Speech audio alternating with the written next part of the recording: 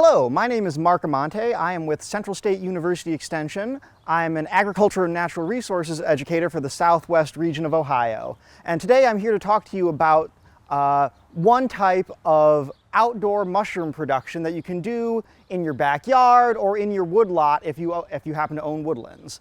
And so today I'm going to talk to you about log inoculation of mushrooms.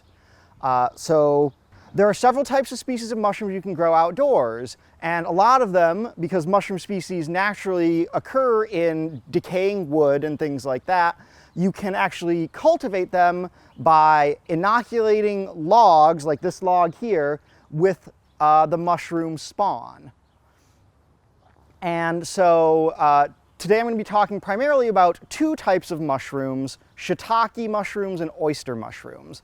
These two are well suited to log-based production, though there are other types of mushrooms that do well in that. One key thing to note is that your productivity of your mushrooms is going to depend on two things. The strain of mushroom spawn that you have. So for example, with shiitake mushrooms, there are multiple types of strains that have different characteristics. Oysters, there's several different species of oyster mushrooms.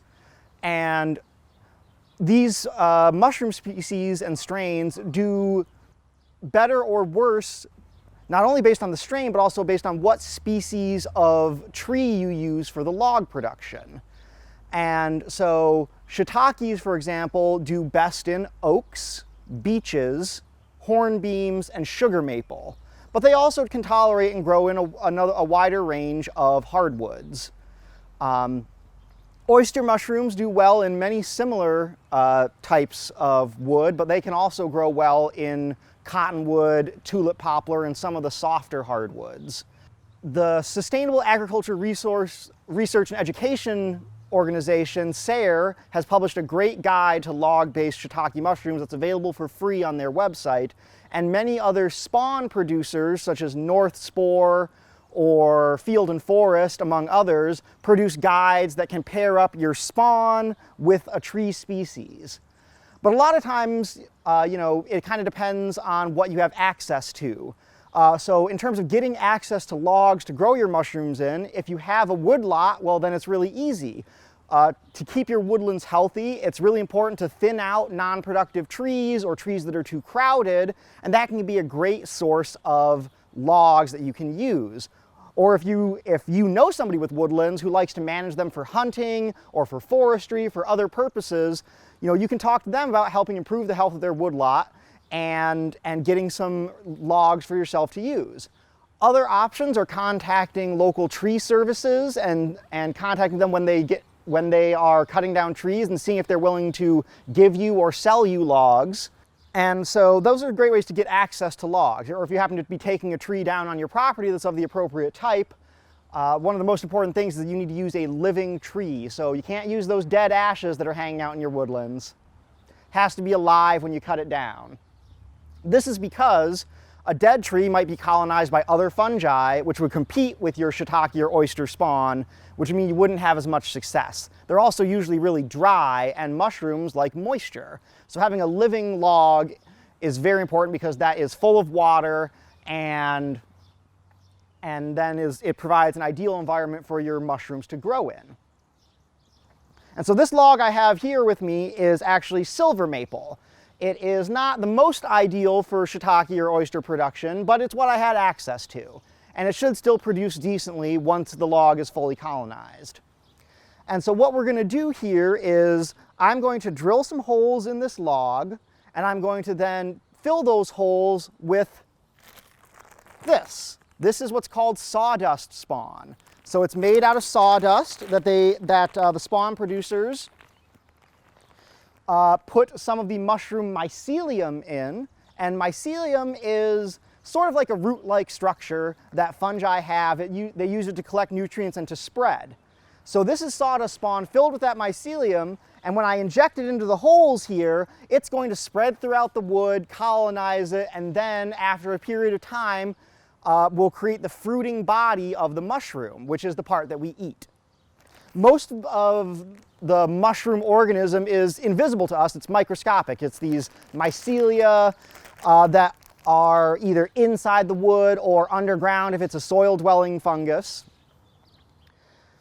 And so they will spread throughout the wood, and once the wood is fully colonized and the weather or management is appropriate, we'll get the mushrooms that we eat. So important things about managing your mushroom yard for logs. It's really important to be shady.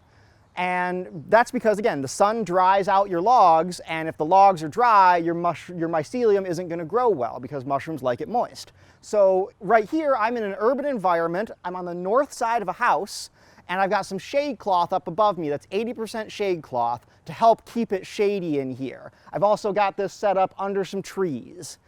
So once they fully leaf out, it'll be even shadier. And then that'll help keep my logs nice and moist. For your logs, when you harvest a tree, what you want to do is you want to get a log that is between 4 and 8 inches in diameter. And this is just because if it gets much bigger than that, they're hard to move around. Similarly, generally it's recommended to cut your logs in lengths of 30 to 40 inches. That's fairly typical. These are 48 inches. That's just because I'm willing to haul around a little bit extra wood. And because I'm working in an urban environment, my space is somewhat limited, and the amount of space that a 4-foot log takes up versus a 3 or 3.5-foot log is not so much different, but I can increase my production by having a slightly longer log, as long as I'm willing to haul it around. And so what we're going to do here is we are going to drill holes every few inches along this log. And then we will rotate the log, and you can see I have this nice little table that I've set up with some casters on it so that I can set my log on the casters and I can rotate it as I drill. This way, I'm not fumbling around, the log isn't going to roll off anything, and I'll be able to do the whole log in one go pretty easily.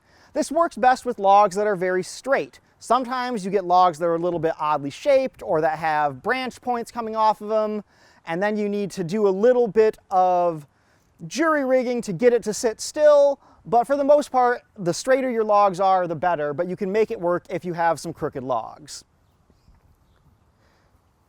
And after this point, we're going to, once this log is filled with holes, I will roll this across the table to this other set of casters. That's where it can be filled with spawn. Now, if you have more than one person working on this, this is a really convenient setup, because you can have one person making holes, roll them a log, and they can start filling it as you drill more holes.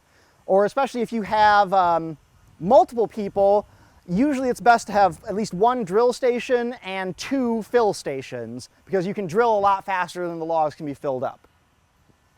And we'll talk about some of the process of the inoculation process once I get to that point.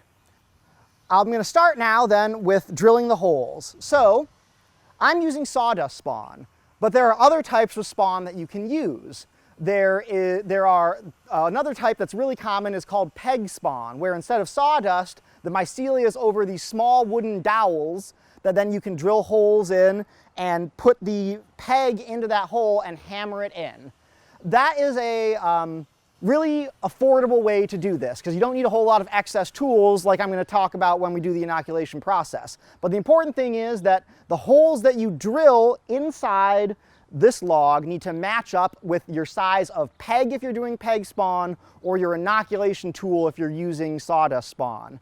So right now, what I have here, this is an angle grinder with a drill bit attachment and a 13.5 millimeter drill bit. And that's because this 13.5 millimeter drill bit matches up with my hand inoculation tool, which is 13.5 millimeters. So the reason I'm using an angle grinder instead of a drill is because this angle grinder rotates at 10,000 RPM. It's very fast. So that means you drill holes a lot more quickly. If you're just doing this for a home fun experiment that you're not trying to produce for commercial sale, you can make do with a drill. It just takes a lot longer. Whereas with the angle grinder, observe. The hole is done. Very fast, very efficient. So you can do a whole one of these logs pretty quickly. And so as I'm going to drill holes, what I'm going to do is I'm going to space these holes every 2 to 3 inches all the way across the log. And then as I turn it, another 2-3 inches above that row, I'm going to drill another set of holes in a diamond pattern. And this is because it's going to give an even spread across the log, which is going to encourage that mycelial growth so that it colonizes the log fully. The faster you colonize your log with spawn, the more likely it is that it's going to resist any other fungi that are trying to get into this wood. There's fungal spores all around us, so they'll try to get into this dead wood if you let them. But if you have a dense pattern of spawn that you put into this log, you're basically going to outcompete any bad fungi that are going to get in there, hopefully.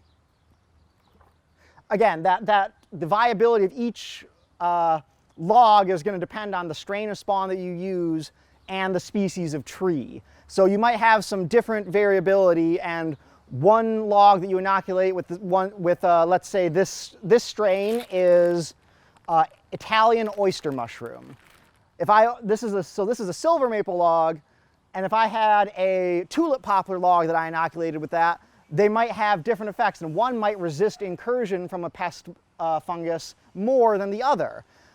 But so right now I'm going to just drill these holes really quick so that we can see the process, and you'll just see how fast the angle grinder can go.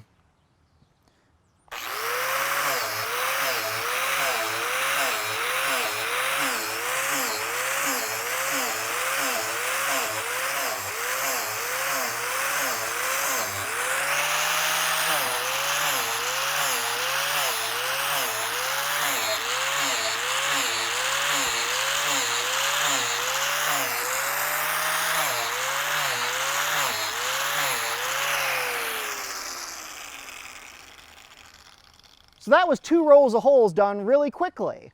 And one other important thing to note is you start your holes a couple inches from the edge of the log. And it can also be important to really make sure your holes are going straight down into the log. It becomes difficult to inoculate if the holes are at an angle.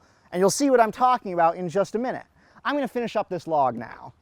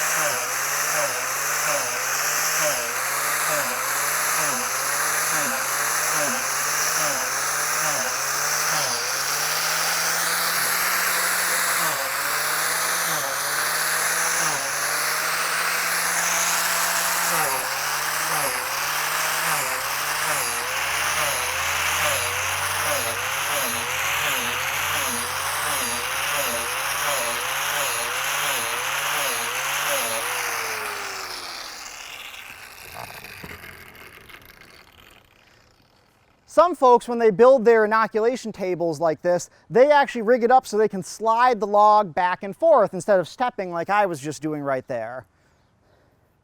And now, as you can see, I've got this nice diamond pattern on this log. And so you can always put more holes in the log and have it colonize faster, but generally speaking, this 2 to 3 inch spacing is kind of ideal for maximizing the growth of the spawn but minimizing your use so that you can get more logs out of a single bag of spawn. One of these bags, when it's full, weighs 5.5 pounds and can inoculate between 12 and 24 logs, depending on the diameter of the log and the length of the log. So because these logs are 4 feet long, I tend to get a bit fewer logs inoculated out of them just because there's a lot more space to work with.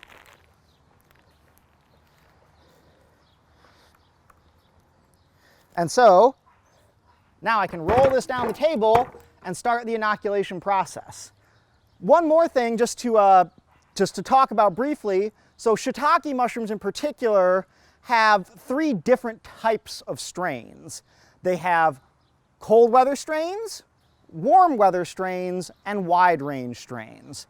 In commercial outdoor shiitake production, you'll see people a lot of the times mostly using wide range strains. And this is because they can tolerate a wider fluctuation of temperatures, and this is at least up here in the Midwest and the Northeast. They can tolerate this wider range of temperatures, and they also respond to what is called forcing, which is once the log is fully colonized, you can soak it in a tub of water for 24 hours, pull it out, and it'll produce mushrooms. So this is really great if you're a commercial producer, because you can use these wide range strains to get a regular harvest. So you can select however many logs you want to do any given week, soak them, and then take them out after a day, and they'll fruit for your next week for market or whatever you have. So a nice thing to do once you've inoculated all your logs and they're colonized is you divide them into 6 to 8 different groups, and then you inoculate them week after week. So this shocking causes them to fruit, but then you have to rest them for a while. And so 7 is what's recommended in the SARE mushroom guide. And so you can divide it into 7 groups, and then, so first week you inoculate group 1, next week group 2, etc., until then you get all the way around again. 8 weeks later, you can do group 1 again, and this way you can get 2 or 3 flushes of mushrooms out of each log per season. This is, again, really great for optimizing your production and getting a regular production schedule going. And however, the cold weather strains are particularly useful up here in the Midwest because they only fruit naturally, but they fruit in colder weather than the wide range strains. So if you have some cold weather logs, you don't have to force them, and they'll fruit in late March through early May, and then your wide range mushrooms are taking off sometime in early May, going through September and early October, and then in that time period, then you get your cold weather strains again. Some cold weather strains will even go into November. Depends on the strain and depends on the log. And so the nice thing about this is the cold weather strains, you can do those in bigger logs. If we look over here for a second, you can see I've got 2 stacks of logs. Well, I actually have 3. This stack here is oyster mushrooms. These 2 back there are both shiitakes. So these larger logs that aren't covered with the shade cloth are my cold weather strains. And you can see those are some logs that are in the 6 to 8 or slightly larger diameter. That's because when you have to soak a log, it gets really heavy. And so the bigger the log is, the harder it is to pull up out of your dunk tank that you have them soaking in. So with these cold weather strains, since you don't have to dunk them because they don't produce that way, you can make use of bigger logs from trees that you cut down and still get some production out of them instead of just leaving them to rot in the woods. Oyster mushrooms also don't really respond well to fruiting, or forced fruiting, I should say. So again, you can use some slightly bigger logs for that. And your logs, if you're doing this forced fruiting schedule, if between 4 to 6 inch in diameter is pretty typical, those will last you 3 to 6 years depending on the diameter of the log and how often you fruit it. Some of these ones that are cold weather strains that are bigger might last a little longer. And so one other really important thing about it is when you're harvesting a tree, you want to get a log that has a lot of sapwood rather than heartwood. So sapwood is that lighter colored wood on the outside of the log, whereas heartwood is that darker colored wood in the center. The more sapwood you have, the more mushrooms you're going to get produced because it's easier to colonize, it's moister, and the mushrooms just generally, for the most part, like that sapwood better. So when you cut your logs down, you'll be able to see sort of like a dark center and a lighter outside. So again, the bigger that lighter part is, the better. And so now let's get to inoculating. So again, I'm using an Italian oyster mushroom right here, but as I said, like these over here are shiitakes, and I've got some other a couple other different types of oysters right here as well, including a golden oyster and a, oh, let me check my other one. Pohu, which is a standard type of oyster. And so how long it takes the mushrooms to colonize a log varies, again, by strain and by tree species that you pick. There's a lot of variability in here, so it can't always be fully determined until you sort of get going. But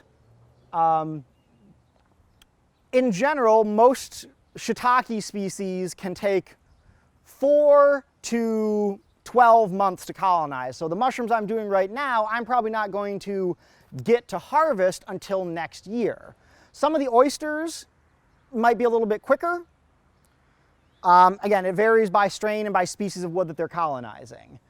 So, you know, if I had an oak tree and I was using a very fast colonizing shiitake spawn, I might be able to get mushrooms 4 or 5 months later if I inoculate them in the springtime. And springtime is generally when you find most people inoculating their logs. This is just because they cut their trees down in the winter time, or like early spring, late winter, because it's easy to walk through the forest when there's not a lot of undergrowth growing up, and it can be fairly easy to identify trees and just get them out of there. And then you want to inoculate your logs, ideally within 30 to 40 days of harvest. The longer you wait, the larger the chances that they get colonized by something else, or that they just dry out and then aren't as well suited towards inoculation. You can keep them moist after you harvest them if it's going to be a little bit, you know, soak them with a hose every once in a while, keep them in a shady spot, but the faster you can inoculate them, the better. Though one thing to note is you do want to wait at least a week or so, because trees have natural antifungal properties that keep them from getting infected by disease when they're alive. So if you give it a little bit for that to sort of go out of their system and break down, then your mushrooms are going to have a little bit better chance of colonizing quickly and being healthy. So let's get to inoculation. So you can see I've got this other side of the table, which again, if I had a second person here, I could be drilling holes and they could be filling them. The tool that I'm going to be using here is called an Okuda hand inoculator. This is kind of a fancy tool. So what this does is you can put it in your spawn, and so we'll see here, I'm going to take this bowl, fill it with some spawn.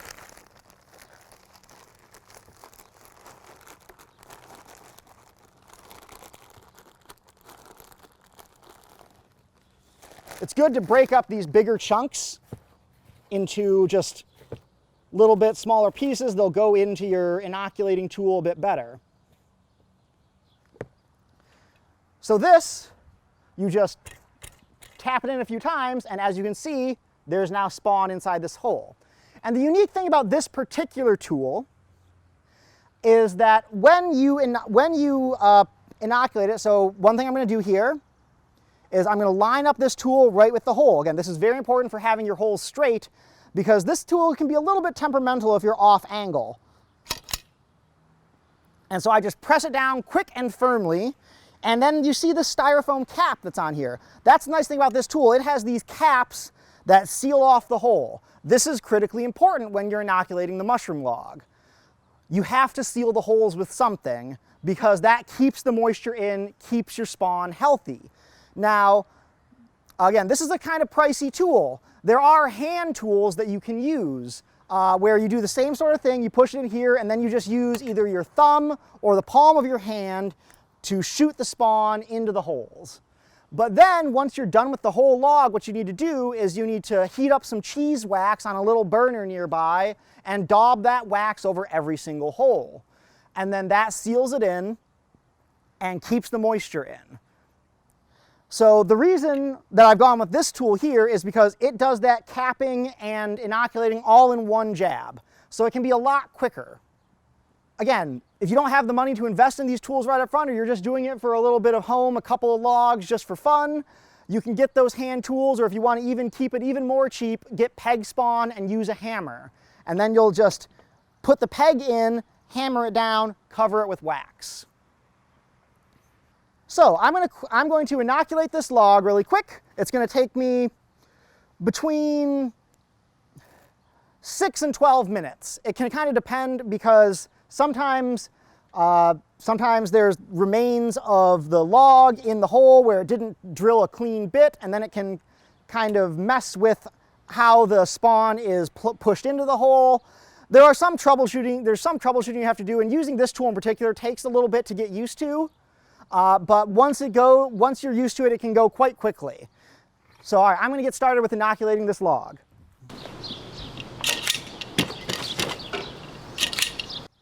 And you see right here, so I pushed it in, but I was a little bit off on the angle, so now it didn't go all the way inside.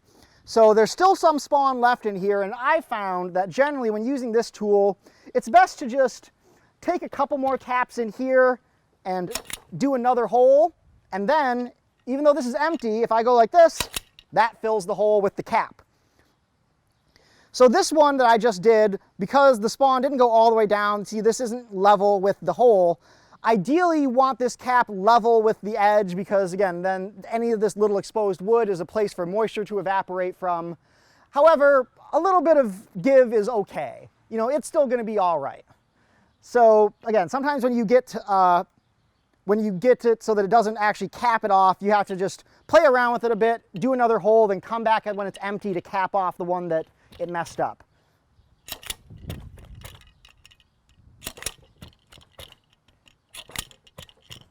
And see, this one didn't cap it entirely. I might have overfilled that. You can reuse these if they don't cap off. Just one thing I found is if you are reusing them, make sure they're as clean as possible and so we have a couple of these, they come in these long strands. These are kind of broken up. If you're going to put individual ones that have failed before, put in a stack that's all together first, then put in a bunch of these ones, then put in another stack on top. It's just going to make it a little bit easier to to reload this part, to re-inoculate using those loose ones. So just to make sure, I'm going to scoop out a little bit of this. But I've still got some spawn in here because I redid it, so I'm going to go over to this hole, then come back. And now it's all capped off.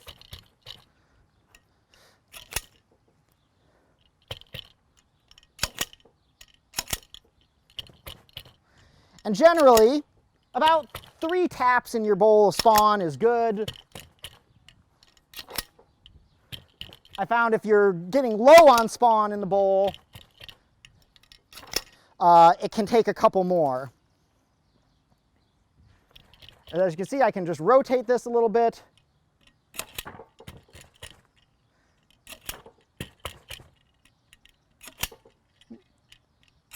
And I've run out of caps.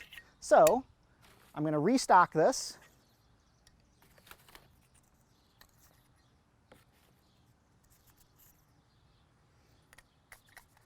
This little ball, pewter ball, just helps hold them down. And the nice thing is also it'll, because it's made of pewter, it kind of rubs off on some of this, so it'll let you know when your last cap is, so you don't do what I just did and kind of fiddle around. Sometimes after you reload the caps, it takes a minute for it to recognize that they're in there. So you might have to do a couple recappings.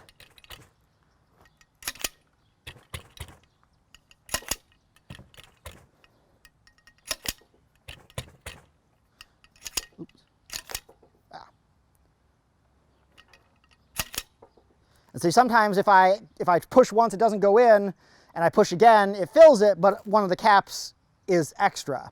Because every time you push this down, it snaps a cap off of these using this little red lever here. So again, that just gets you some extra, so I'm just going to set that aside for the moment.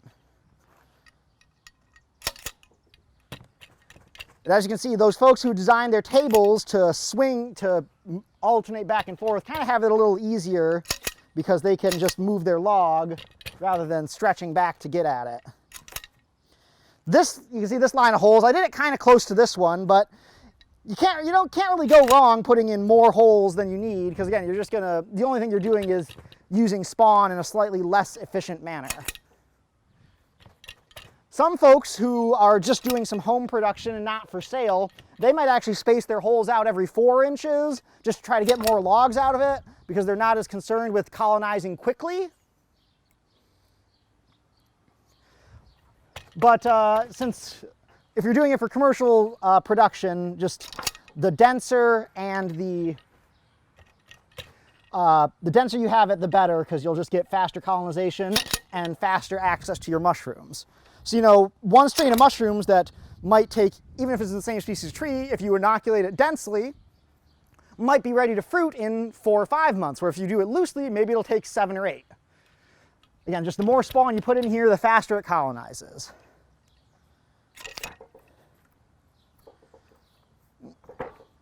Oops. And you see, sometimes you don't get things to line up just right, but we can make it work.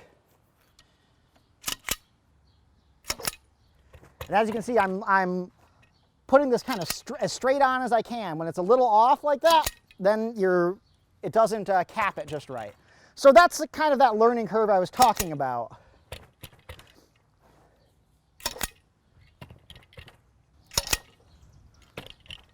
And as you can see, this log is somewhat oddly shaped, so it doesn't go a nice straight up and down at some points.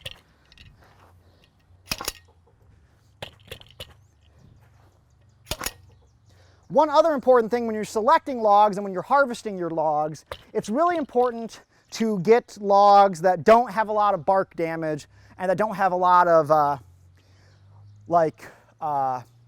any disease on them you want to avoid. And when if you're getting logs, especially from a tree company, you know, you want to make sure that they aren't scraped up, that bark isn't peeled off. 'Cause again, anytime where that bark is gone, that's a disease entry point. And that's a competition for your fungi.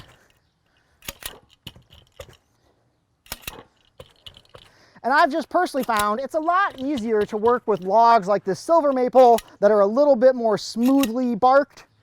I have some that are kind of with a rougher bark, and it can mean that you have to be a little bit more careful when inoculating because the bark is just at different levels and your tool sits a little differently.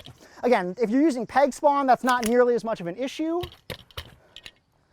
but just keep that in mind.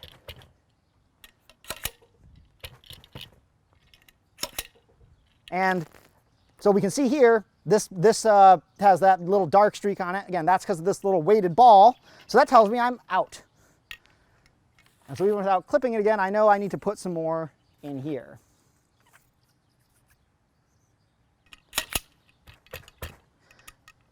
It can be really nice as you're doing this to occasionally just shake up the spawn. When you're tapping it, especially if it's a very full bowl, it can get kind of packed in there. And so when it's a little looser, it's a little easier to work with.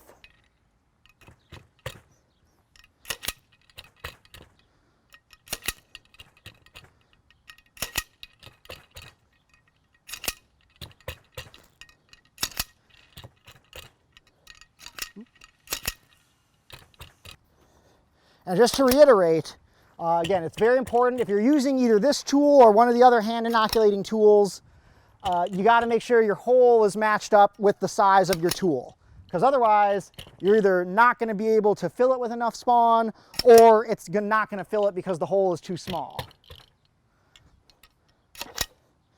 As you can see, just one more row left. And ideally, one thing to note is when you're drilling the holes, one kind of shorthand way to think about it is you want to drill a number of rows equal to the diameter of the log.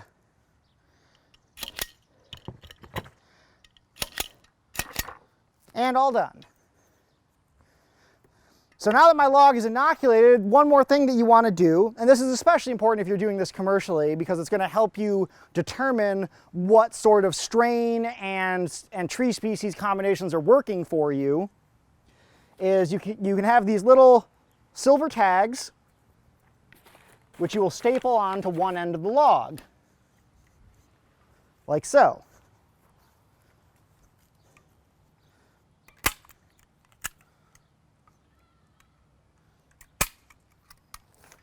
And you'll write the type of, or the strain of mushroom. So this is Italian oyster.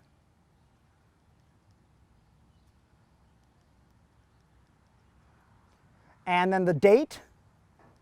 So 5/21/21. And also the tree species.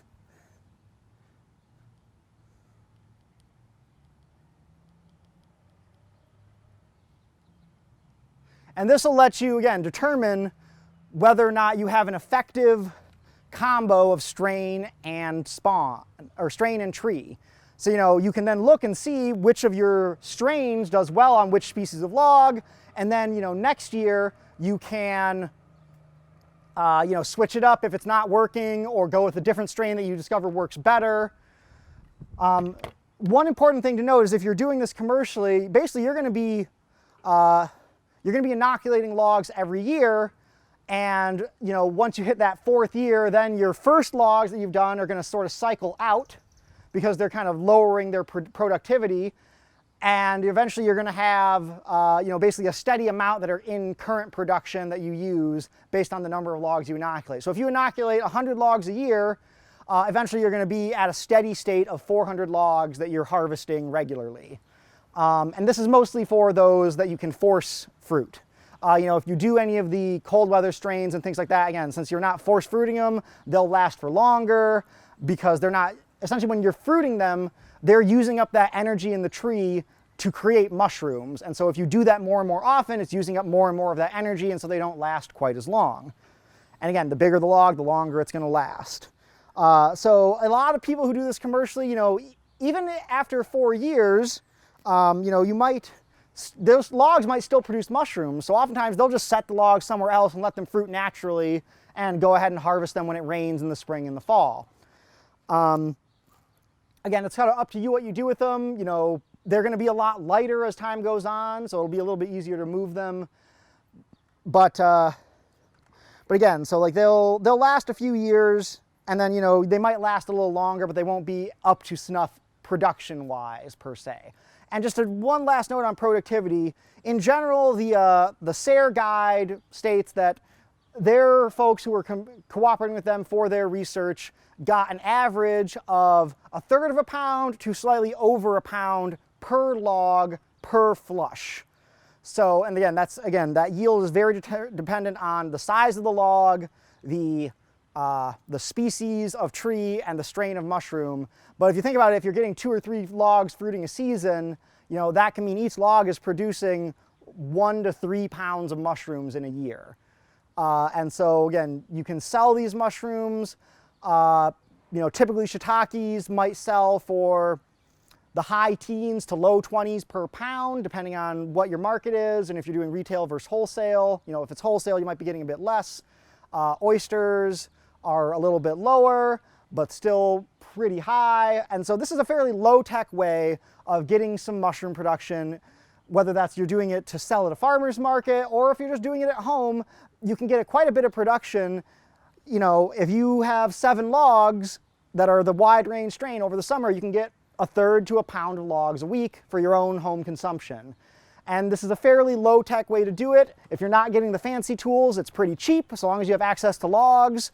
Spawn is very affordable. There's a number of places you can buy and order it from, and oftentimes they'll do bulk discounts depending on the spawn producer. And so that's log production. You'll see over here, one last thing is like when I put these logs away, I've organized them so that all the tags are facing one way, and I have them stacked on pallets. And this is because we want to keep them off the ground, because if they're on the ground, that's a great place for slugs to get at them, and slugs are probably going to be your #1 pest in your mushroom yard. And one last important thing, in addition to keeping your logs off the ground, where you're storing them as what's called the spawn run happens, so that's as the log is being colonized, you want to keep them in the shade, and you're going to want to keep them moist, especially if you're inoculating them here like I am in the late spring. You're going to have to make sure they get about like 1 inch of water equivalent a week. So it's sort of like vegetables, whether that's rain or with a hose, that's what you want to do. So a great way to do this that's kind of low maintenance is you can take a soaker hose like this, drape it across your piles, and then just turn it on for a couple of hours to keep things soaked up. So you'll want to make sure it evenly covers the pile, But you want to keep them moist as the logs are being colonized. And you'll notice, so I've got this shade cloth above me that mostly keeps this shady. This stack here I put a separate cloth on just to make sure, because it gets a little bit of sun in the evening time. So this just keeps it nice and shady. And so once the spawn run is done, so that means once the logs are fully colonized, you'll be able to see some of the fungus on the ends of the logs. And that's a good point where you can split those groups into 7, like I mentioned earlier, and have them on their own separate pallets so that you can organize it for your rotation if you're doing this commercially, so you can have 1 week production, the next, etc. But right now, to conserve space, and because you don't necessarily have to stack them separately, and this is easier to manage for keeping them moist, just having them in one big pile until the spawn run is completed is a great way to go. And again, you've noticed I've separated these into 3 piles. These are my wide range shiitakes, these are my cold weather strains, and then these are oysters.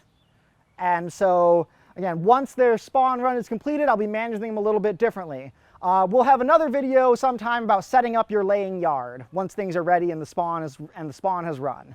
Thanks, have a good one.